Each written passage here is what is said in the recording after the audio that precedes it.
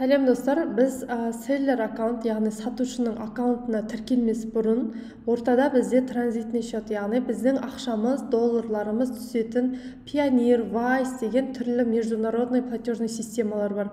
Біз бірінші алдымен соларға тіркеліп оламыз. Ол үшін міне Payoneer сайтына кірдік. Міне payoneer.com деген сайт. Войти деп кіреміз. Сіздерде регистрация жоқ, сіздер мынаны басасыздар. Sage Up дегенді басамыз. Мына жерде сіздерге чем вы занимаетесь бәрі орысша тұр. Фрилансер, онлайн продавец или компания деген сияқты. Ең оңайы фрилансерді басамыз. Фрилансерді басамыз. Получение денег.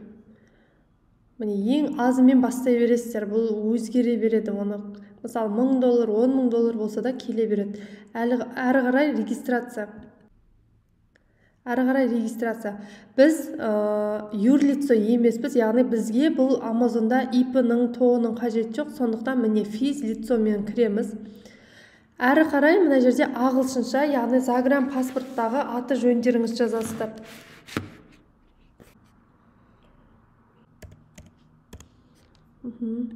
Адрес электронной почты.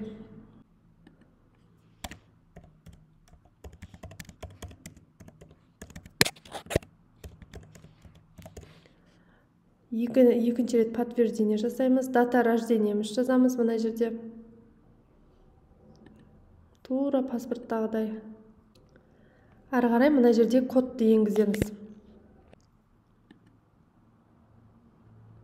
Міне біз уже екі этапынан өттік. Әрі қарай уже елімізді, номерімізді жазамыз.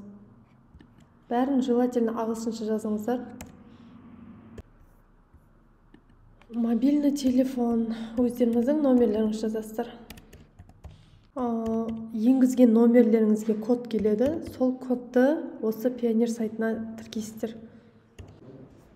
Әрі қарай продолжить. Міне, біз уже үшінші қадамды да өттік. Әрі қарай соңғы шакты жасаймыз. Яғни мына почтамыздың паролін енгіземіз. Мына жерде бір өзіңіздің сұрақтарыңызды қойып, чтобы ана кодты ұмытып қалмас үшін. Мына жерде национальный паспорт, немесе водительский права, загран паспорт деген үш таңдау тұрады. Бірақ біздің удостоверениеміз ол орысша жазылғандықтан біз тек қана загран паспортты таңдаймыз. Мына екі документпен шетелде тұратындар, яғни европалық сатушылар тіркеле алады. Біз только загран паспортпен ғана тіркеле аламыз. И мына жерге загран паспорттың номерін жазамыз. N-нен басталады барлықтарыңызда да. Дата выдачи. Міне бәрі жазылып тұрады. Қайсыны қай жерге жазу керек. Дата истечения срока. Берілген күнін, бітетін күнін жаздық. Енді мына жерде кодты енгіземіз. Әрі қарай продолжить. Міне, почти тіркеліп болдық. Яғни мына жерде валюта. Валюта деңгейінде біз доллар жазамыз. Евро бізге керек емес, доллармен табыс табамыз. Өйткені біз Амазоннан. Әрі қарай өзіміздің банковский счетымызды енгіземіз. Мына биг деген жерге Каспийдің бигін жазамыз. Барлықтарымызда ол бәрімізде бірдей. Касп, KZ, КА. Әрі қарай KZ счетымыз жазамыз.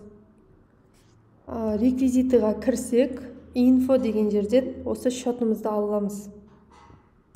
Толтырғаннан кейін уже барлық ережелермен келісеміз дейміз. Әрі қарай отправить етеміз. Болды, көрдіңіздер ғой? Регистрация завершена, рассмотрение в процессе. Одан кейін бұл Payoneer'да бір одобрение бермей қалу деген болмайды. Барлық нәрсе, барлық аты жөніңіз, счеттар дұрыс жазылса, болды, одобрение беріледі. Әрі қарай уже келесі сабақта біз Амазонның селлер аккаунт, яғни сатушы аккаунтына тіркелетін боламыз.